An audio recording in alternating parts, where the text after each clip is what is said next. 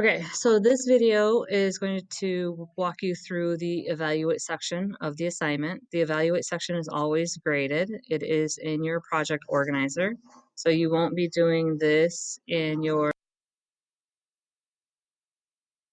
Okay, so this is the evaluate section. And like I was saying, this is the graded section always, and always in your project organizer, which is in here, task 1, types of changes. So what you're going to do is, now that you understand physical and chemical changes on the molecular level, you're going to identify one physical change and one chemical change that you anticipate may occur in your aquaponics system. Okay, so then you're going to draw a before and after picture of your aquaponics system for each change, and write a caption explaining each. So you're going to use the data from your task, or you can do some research, okay, to explain how you know what type of change it is. Is it physical or chemical? Then, for each of those changes, you're going to decide if it's a threat to your aquaponic system. If it is a threat, describe a potential solution. So for example, if the fish get too big for your system, is that a threat? If the plants get too big, is that a threat? If you put the wrong plants in, is that a threat? I don't know. That's something that's just, I'm throwing that out there, okay? If you use the wrong fish, is that a problem? I don't know. That's what I'm talking about with a threat. Okay, so think about it. Will it harm your environment at all? That's the problem. Okay, so that's what I'm kind of talking at. So what I'm looking for is 4 pictures. I'm looking for a before and after of a hybrid products that describes a physical change. Okay, so an easy example would be, my fish are little and then they got big, and then explain that, right?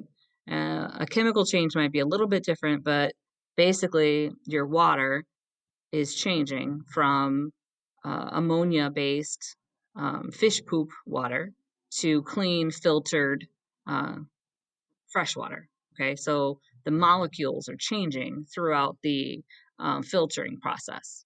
All right, so that is something that you could think about. All right, now that's going to go all in here. What I would recommend is you can copy and paste, if you can find a picture that you're interested in of an aquaponic system that looks right, you can put that in there, or you can insert a Google drawing and make yourself one. Okay, that's I would prefer that method of creativity, but if that's not your area of expertise, then I understand. I guess I'll take what you can give me. All right, so that is basically your activity for this one. And again, this is, I am okay with you talking to other people about it, because eventually you're going to work with your group mates about this. However, I do want you to have your own idea of what an aquaponics system is and how it works. Okay, I want you to be clear on that, so that when you do go forward with your system, you understand how it works. All right. There is a terrific video right here. It has some very, very good pictures as to how the system works. And I will show you, you can watch that. Please watch that video. It has some good graphics that you can kind of take a picture of a little bit. And then again, this is your project organizer in the video. So if I look at this video. G'day folks, it's Rob here and welcome to the aquaponics area in our small little backyard. So this is so great at recycling your fish. Okay, it recycles the water, so it's good for the environment. Okay. So these nitrifying bacteria obtain their energy by oxidizing ammonia and nitrite from the water in the system and turning it into plant available nitrate, which isn't toxic to the fish in the aquaponic systems. So I really do think that these bacteria are the backbone of the system. Without them, the water wouldn't be clean enough for the fish, and the ammonia wouldn't be converted into nitrate so that plants can flourish. So they really do perform the key role of bringing these two systems together, I think.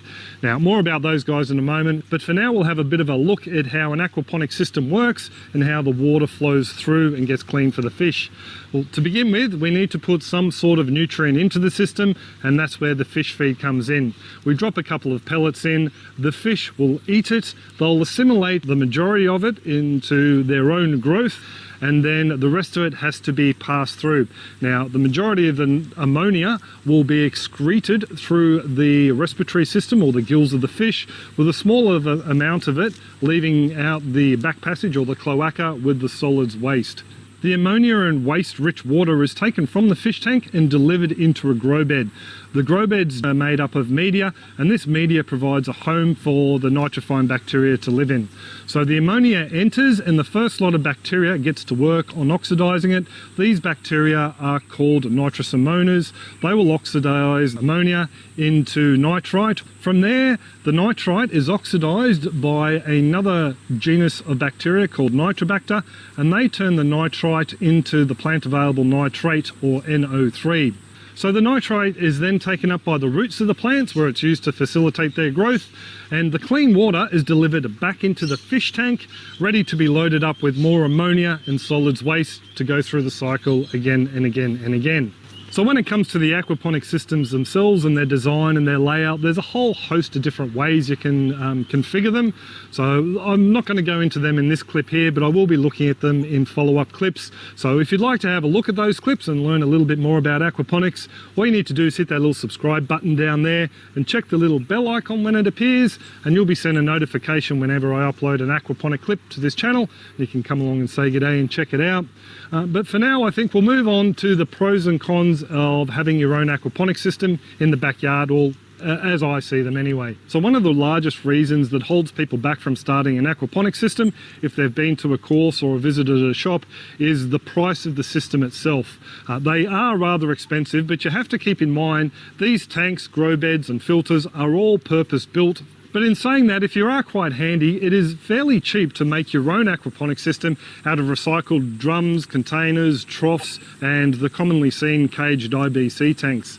These systems do require a little bit of handyman knowledge, because you're using power tools and such, which can be another Okay, so you can finish watching that if you want more information, but that's just a really good visual on how it works in general.